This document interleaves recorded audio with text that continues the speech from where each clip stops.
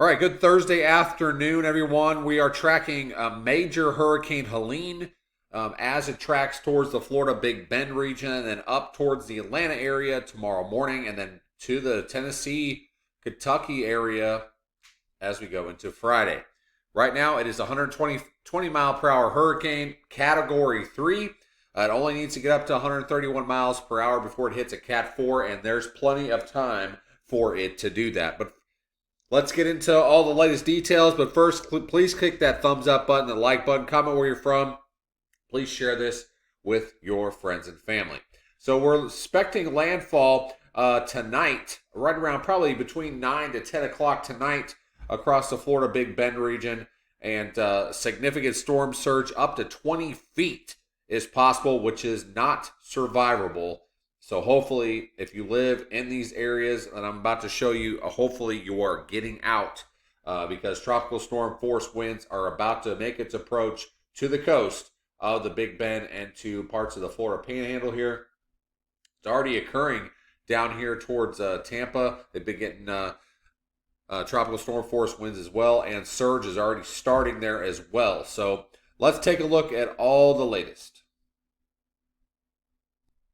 Alrighty, this morning, this thing was fighting off some shear over in the Central Gulf, but it has fought that off. It's been strengthening all along here. Pressures continue to drop all morning long, and it's down to 9:59 as of 2 p.m.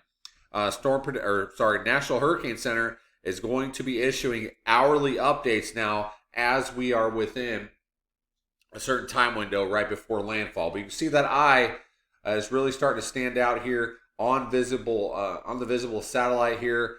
So this thing means business and continues to strengthen. It will make a run at Cat 4 status. Like I said, it's only 11 mile per hour wind or sustained winds off right now of becoming a Cat 4.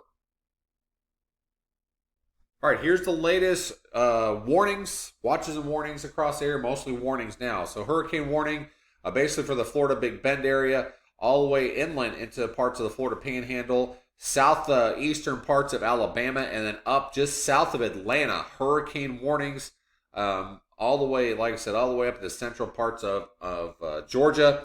We have tropical storm warnings. All of Florida, the rest of Georgia, all of South Carolina, and then up into the mountains of North Carolina. Tropical storm warnings are in effect.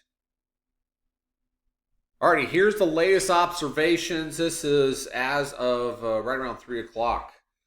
So Tampa, sustained 2025. You got tropical storm force gusts 35 to 40. Even up towards Savannah, Georgia, you got 30 mile per hour gusts. Down here towards Key West, starting to die down a little bit. You got 40 to 50 mile per hour gusts. And then up here towards Tallahassee is basically nothing, but all that is going to change. That Tallahassee is about to go straight downhill over the next 6 to 10 hours, and it's going to be just absolutely nasty up that way with probably gusts approaching 150 mile per hour gusts up towards Tallahassee. But we'll see where exactly this eye comes on shore here as we go throughout the evening. All right, power outages. Widespread power outages are possible. Tallahassee up to Albany, along the Big Bend of Florida as well. Likely power outages all the way up towards Savannah, Augusta, up into parts of South Carolina, even towards Atlanta, and then possible power outages through most of Florida, all the way up into Knoxville, Tennessee, down to Charlotte. Most of the southern Appalachians could be getting some power outages due to tropical storm force winds, possibly upwards of 70 mile per hour gusts at times. And then up in the higher elevations are really going to get pummeled with a lot of rain, flooding, devastating flooding coming as well. All right, we're going to start at the major areas here. This is storm surge forecast.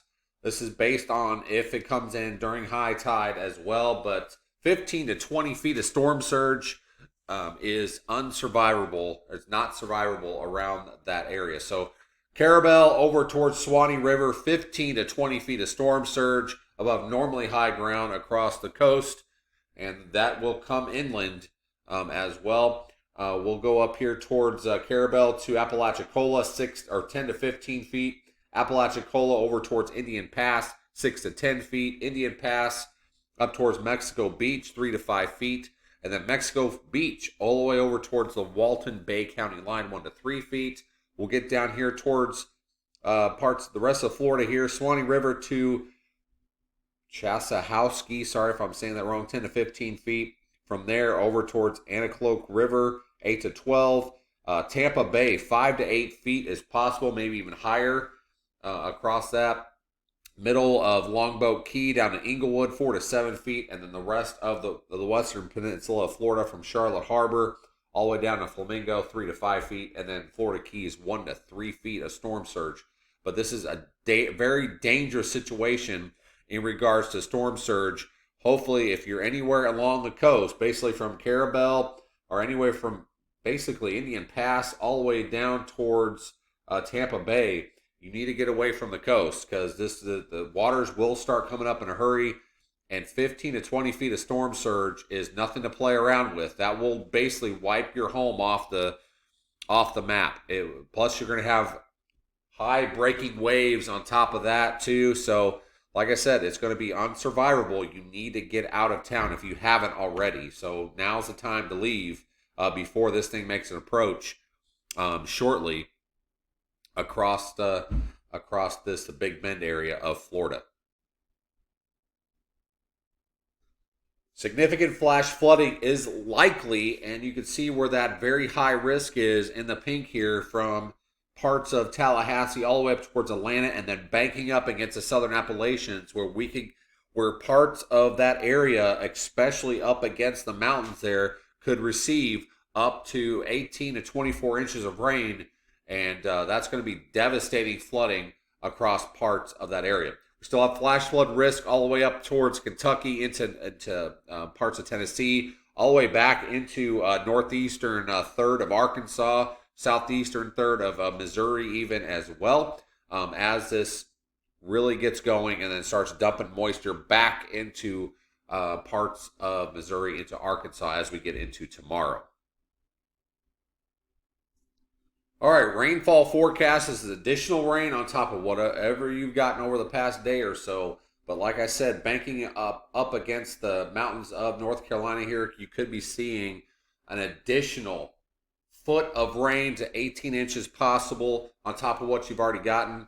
And then all the way through the Atlanta area, possibly another 3 to 5, maybe locally higher. And then as you get back into parts of Kentucky, into Nashville, Louisville, back into possibly parts of the Boot Heel in Missouri and northeastern Arkansas, 3 to 5 inches. And then starts to taper off as you get towards Little Rock, maybe less than an inch around Little Rock. We'll just have to see how these bands really flip around.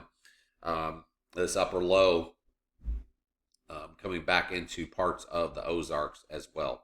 All right, so that's the latest update. Please stay safe out there, and we'll have all the latest information as we get new information from the Hurricane Hunters as well, and the National Hurricane Center. We'll be broadcasting that on our Facebook page. So come over there, give us a follow, and please stay safe, everyone, and try to have a good rest of your evening.